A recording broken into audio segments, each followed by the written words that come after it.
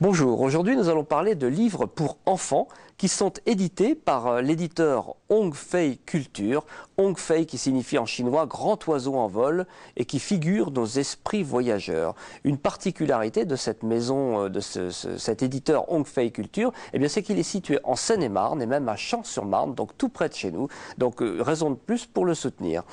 Depuis 2007, Hongfei Culture sélectionne et traduit des textes de littérature chinoise accessibles aux enfants en les augmentant d'illustrations originales d'artistes français. Donc Hongfei vient de sortir 3 petits ouvrages. Le premier, c'est celui-ci, Sissi Hérisson, dont je vous dévoile le suspense insoutenable au dos. Face au danger, on pense à soi et c'est formidable de penser à protéger aussi les autres. C'est ce que fait Sissi, le petit hérisson, lors de sa rencontre avec l'incroyable champignon rouge. Il a pourtant très peur pour sa propre vie. En apprenant à calmer sa peur, il deviendra grand et fort comme son papa Oababa.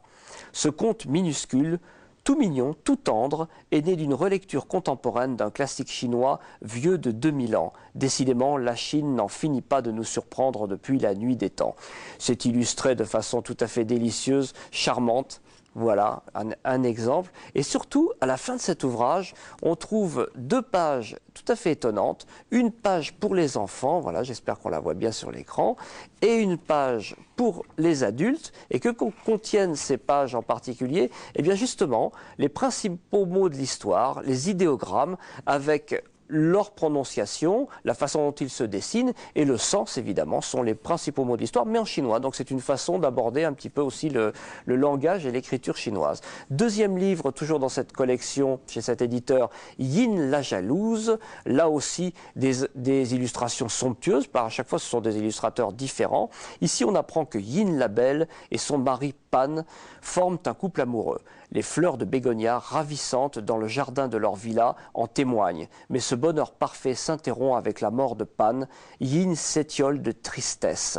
C'est une traduction inédite d'un classique chinois du XVIIIe siècle mettant en scène des caractères ardents animés par la passion. Alors c'est exactement ça. Là aussi, on trouve des caractères chinois à la fin, le sens des principaux mots de l'ouvrage et c'est une façon de découvrir le chinois encore une fois. Et je garde évidemment le meilleur pour la fin, celui-là. C'est véritablement mon coup de cœur, c'est Tigre le dévoué, c'est absolument magnifique, c'est somptueux. Regardez ça, ce dessin-là. Les dessins sont de Agata Kawa. Et on apprend dans l'ouvrage que Agata Kawa est aussi passionnée par le dessin victorien, de l'époque victorienne, donc vraiment rien à voir avec la Chine, et elle fait une espèce de synthèse de ce dessin victorien et du dessin chinois. De quoi s'agit-il cette fois?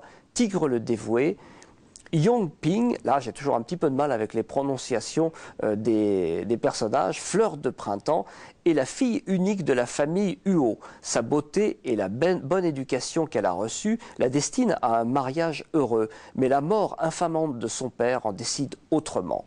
Yongping fait le vœu d'épouser celui qui vengera son père. L'injustice est finalement réparée par un tigre dévoué. Entre la belle et la bête, l'amour sera-t-il possible? C'est une traduction inédite d'un classique chinois du XVIIIe siècle mettant en scène des caractères ardents animés par la passion, là encore. Donc là, vous allez véritablement vous régaler, autant au niveau de l'histoire qu'au niveau du graphisme, c'est absolument somptueux. Là encore, la morale, si morale il y a dans cette histoire, n'est pas immédiate, n'est pas évidente. Donc ça invite et ça incite les enfants, ou même voir les parents qui l'auront lu, à réfléchir, à avoir une réflexion sur la différence, sur l'autre, etc. Donc voilà, ce sont des petits ouvrages faits par une maison d'édition qui nous promet qu'elle va en sortir une vingtaine par an dans les années qui viennent. Donc on espère qu'ils vont être tous du même niveau et d'avance on s'en réjouit. Bonne lecture, merci à tous, au revoir.